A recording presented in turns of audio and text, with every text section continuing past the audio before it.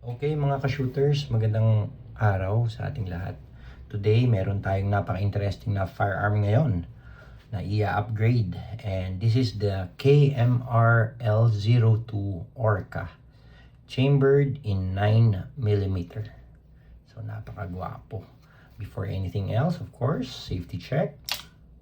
Chamber is clear. Hammer down. Alright. So, ano bang upgrade ang gagawin natin?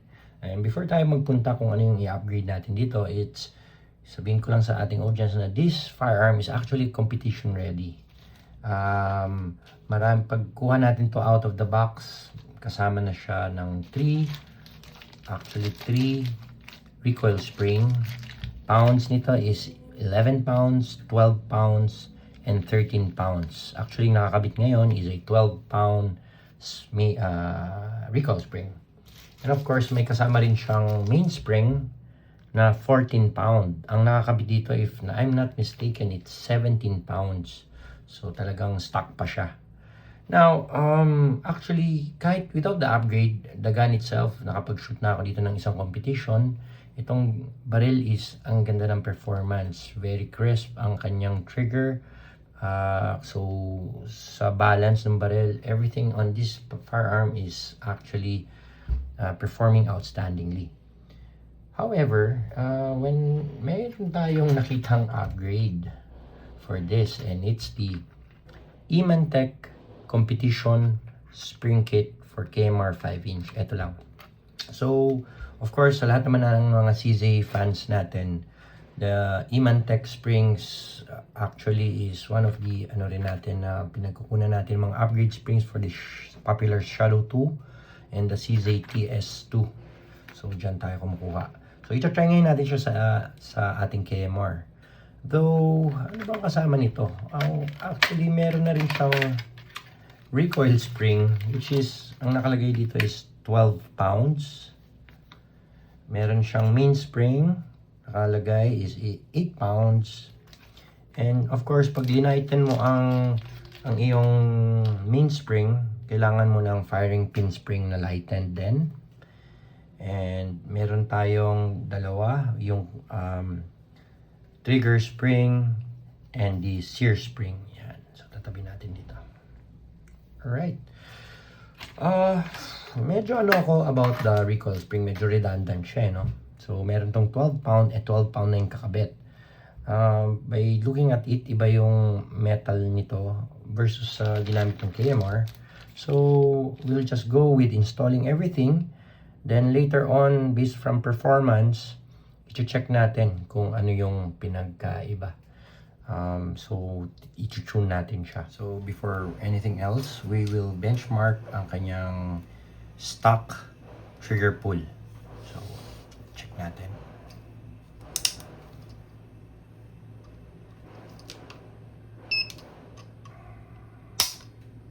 .53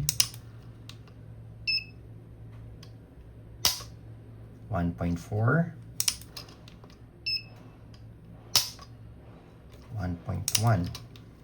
medyo mabilis yung pagka-pull ko 1.8 1.7 1.39 and last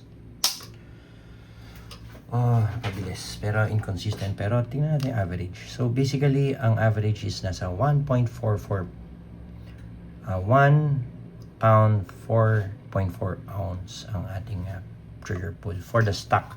Ang nakalagay dito is around 17 pound mainspring kasi hindi ko nagamit yung 14 pound yung soft. So sige, check natin.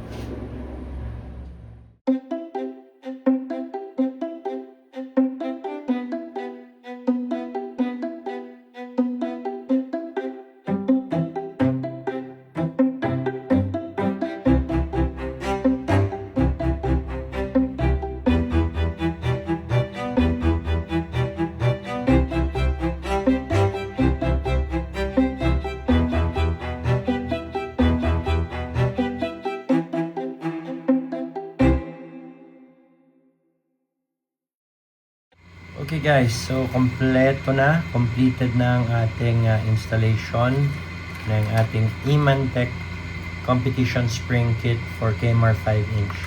Unfortunately, among sa 5 springs na kasama niya, isa lang ang hindi natin na-install, ang trigger spring. Magkaiba ang trigger spring na to compared sa naka-install. So basically, this trigger spring is from sa TS2 ang spring na to. But the rest of the spring, including the shear spring, firing pin spring, main spring to 8 pounds, and the recoil spring to 12 pounds. Yan ang mga na-install natin. So check natin for slide racking. Basically the same kasi yung galing nga dito is already 12 pounds. Wala namang pinagkaiba. So trigger pull, personally sa feel medyo may pinagkaiba, nag-lighten siya. So titingnan natin para makuha natin ang actual data kung ilan ang ibinaba from the 1.1 pound 4.4 ounce. Titingnan natin kung ilan ang ibinaba niya ngayon.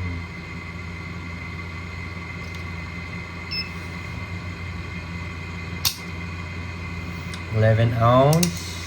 Ayusin natin yung pull natin, dapat consistent. 12 ounce, 14.5,